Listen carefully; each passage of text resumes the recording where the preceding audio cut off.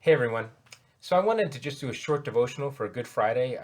I firmly believe that coming into Easter Sunday, it's important for us to take some time on Good Friday to really process what's happening in those events before we get to the place of the good news on Sunday morning. We need to kind of deal with a little bit of the grief that happens before that.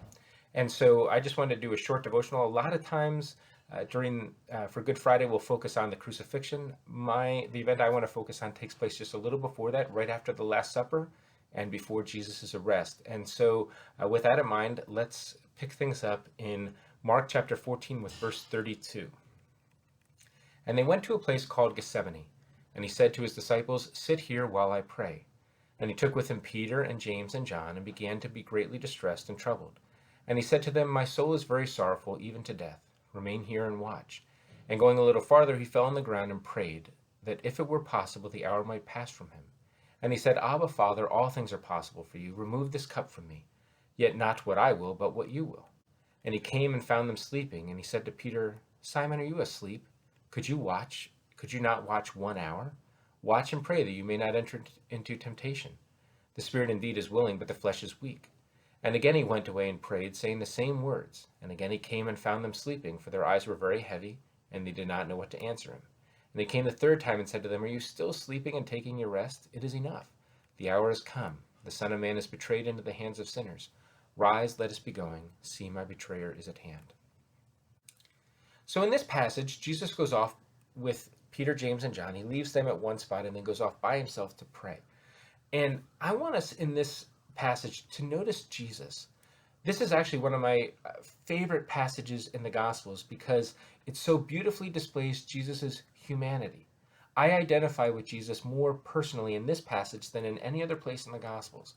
Look at verse 33, where he says, where it says that he is greatly distressed and troubled, and in verse 34, where it says that he is sorrowful even to death.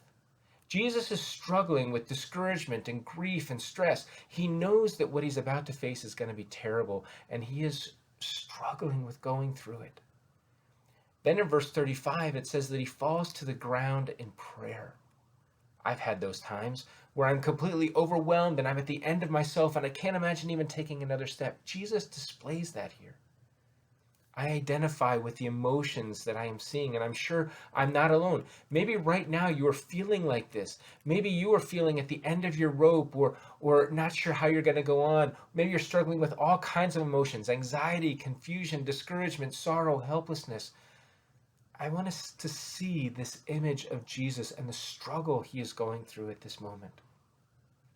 And in the midst of this, he prays, "Father, take this cup from me." He is praying that God would allow him to not have to go through what he is about to go through. He's praying for God to change his circumstances. He's praying for God to make everything okay. He knows that God has the power to do this. He knows that God can make it happen, so he prays that that's what God would do, that he would make it go away. We can all identify with that prayer, right? God, make everything okay. Change my circumstances. Take away my pain, my grief, my anxiety, my situation. Make things better. Make things right.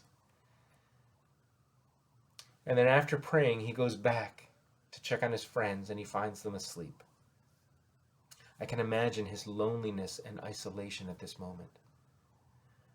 Even if they were awake, they wouldn't have fully grasped it, right? They wouldn't be able to understand exactly what he was facing. They wouldn't really grasp his sorrow and his pain. But still, they were asleep while he was suffering. Have you been there? When even your friends and closest people can't fully grasp what you were going through and you feel so alone. So Jesus goes back to pray again. And then when he comes back, his friends are asleep again. So he goes back one more time to pray. And when he comes back, it's time for him to be arrested and for the events to proceed to his crucifixion. Over and over again, Jesus prayed for the Father to change his situation, to take away his trouble. I get that. I've been there, pleading with God for everything to just be okay. Now, ultimately, we know that he is also praying that God's will be done, right? That's typically the lesson we learn from this Gethsemane time, that Christ submitted ultimately to God's will and went through with the crucifixion, even though it was hard. And that's good. But I want to point out one other thing. Jesus was at the end of his rope. He was desperately crying out to the Father to take away the situation he was about to face, and to make things okay. He prayed over and over for something he desperately wanted, and yet he did not receive it. Instead, he received the Father's will, which was for him to go through the terrible events of the crucifixion and the arrest and the beatings and everything that led up to it. Now, as a Christian, I am glad that Jesus went through with the plan, because it leads to the forgiveness of my sin and for me to be reconciled with the Father. But for today, I want us to recognize how we can identify with Christ. Not only did he suffer, not only did he face discouragement and sorrow and pain, but he also knows what it's like to pray over and over for something desperately that he wanted and yet not receive it. This world in which we live is messed up. And things are not going to be right until we get to heaven. But thankfully, we have a Savior who perfectly understands what we go through. He gets our sorrow and our brokenness and our need. Today, I want to invite us to soak that in. To soak in the reminder that we can identify with him even in the midst of our greatest pain and our deepest sorrows and our loneliest moments, and even when we feel like God is not answering our prayers to make things better. Our Savior understands us at our most vulnerable points. He gets us. So I hope that you found that at least somewhat encouraging and comforting. I also want to give you just a heads up that I'm going to be sending out a real short devotional on Sunday morning as well. Pastor Nathan's going to be preaching, but I'm going to do a little short devotional. And in it, so I want you to open it up Sunday morning and take a look at it, because I'm going to ask you to respond in some way, and I want to make sure that you get that, and just watch for that, okay? I also want to let you know that there is an online event being offered today by the Christian Missionary Alliance.